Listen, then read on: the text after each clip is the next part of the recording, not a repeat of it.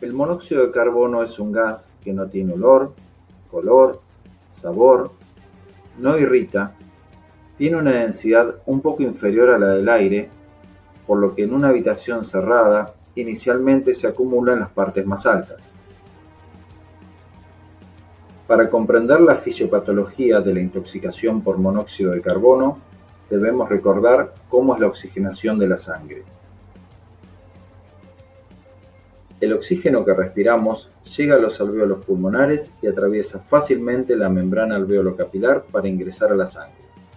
Inicialmente lo hace en el plasma sanguíneo, es decir, que queda en solución. De ahí, la mayor parte de oxígeno pasa a los glóbulos rojos y en su interior se une una proteína llamada hemoglobina. El oxígeno disuelto en el plasma constituye lo que se mide como presión parcial de oxígeno, mientras que el oxígeno unido a la hemoglobina se expresa como un porcentaje de su capacidad total de transporte o saturación. Vamos a hacer un gráfico de la relación entre la presión parcial de oxígeno y saturación de hemoglobina. Resulta lógico que al aumentar el oxígeno del plasma, también aumentará el oxígeno llevado por la hemoglobina de los glóbulos rojos, pero esta relación no es exactamente una línea recta. La hemoglobina está compuesta por 4 subunidades. Al comenzar a unir oxígeno, se produce un cambio de conformación de la molécula que aumenta su afinidad por oxígeno, es decir, aumenta su capacidad de captar oxígeno. Entonces, aumentos muy leves de la presión parcial de oxígeno producen aumentos importantes de la saturación de oxígeno de la hemoglobina. A medida que sigue aumentando la presión parcial de oxígeno, el aumento de la saturación de hemoglobina va a ser cada vez menor. Entramos entonces en la fase plana de la curva de saturación. Considerando que en condiciones fisiológicas vivimos dentro de la llamada parte plana de la curva de saturación, esto nos permite estar en una condición de menos oxígeno y aún así conservar la capacidad de transporte de la hemoglobina. A nivel de los tejidos, a medida que estos van tomando el oxígeno que necesitan, la caída de la presión parcial lleva a que la hemoglobina se desprenda fácilmente del oxígeno. El monóxido de carbono ingresa al organismo por la respiración y se une a la hemoglobina de los glóbulos rojos. Esta unión ocurre en el mismo sitio que tiene el oxígeno, es decir, que el monóxido de carbono compite con el oxígeno por la hemoglobina. La competencia entre estos gases es desigual, ya que el monóxido de carbono tiene entre 230 a 300 veces más afinidad que el oxígeno por la hemoglobina, llevando entonces a que el oxígeno sea desplazado de su sitio de unión. Esto lleva a la caída del oxígeno transportado por la hemoglobina, es decir, una menor saturación. La unión con monóxido de carbono incrementa además la afinidad de la hemoglobina por el oxígeno. Entonces, a nivel periférico, la hemoglobina reduce el desprendimiento de oxígeno. Se produce entonces un desplazamiento a la izquierda de la curva de saturación.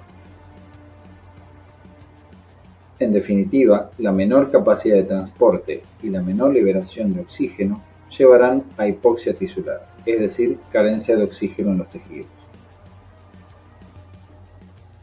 A nivel celular, el oxígeno es partícipe esencial en la formación del principal mediador de energía llamado adenosín-trifosfato o ATP.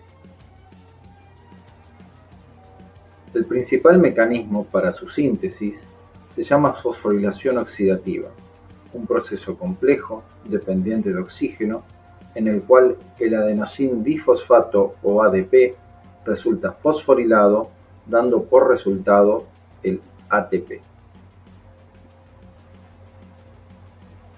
Habitualmente, la síntesis de este mediador comienza con la degradación de los precursores energéticos a un producto final común llamado acetilcoenzima A o acetil-CoA.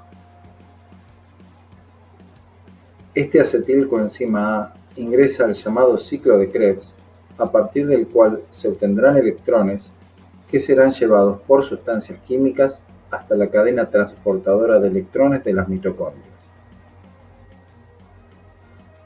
Los electrones ingresan en la cadena transportadora mitocondrial, pasan por diferentes complejos hasta llegar al complejo 4, llamado citocromo C oxidasa, en donde finalmente se formará agua a partir de oxígeno.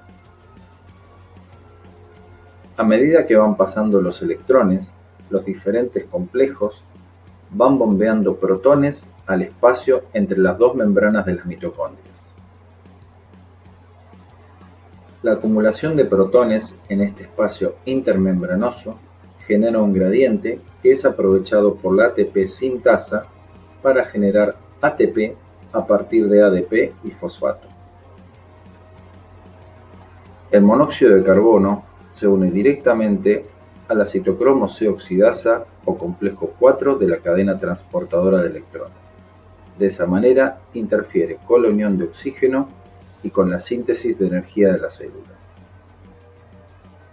La carencia de oxígeno y el efecto sobre la citocromo C oxidasa inducen al metabolismo anaeróbico celular con la subsiguiente acumulación de ácido láctico y reducción del pH.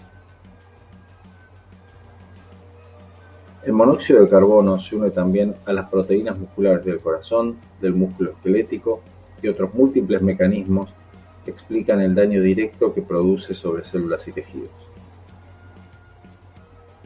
En la intoxicación por monóxido de carbono, los órganos más afectados son aquellos que más oxígeno consumen. Las manifestaciones neurológicas más comunes son dolor de cabeza, mareos, vértigos, náuseas o vómitos. Intoxicaciones severas se asocian a trastornos del estado de conciencia de diferente duración y severidad. También pueden ocurrir episodios convulsivos. A nivel cardíaco, el monóxido de carbono induce manifestaciones similares al de un evento coronario, insuficiencia cardíaca o arritmias. La hemoglobina fetal tiene más afinidad por el monóxido de carbono que la hemoglobina materna. Por lo tanto, la intoxicación por monóxido de carbono del feto es claramente más grave que la de la madre. El diagnóstico de la intoxicación por monóxido de carbono se hace a partir de la medición de la carboxihemoglobina en sangre. Un nivel por encima de 4% confirma el diagnóstico. En los fumadores que muchas veces superan este valor, el criterio diagnóstico es 10%.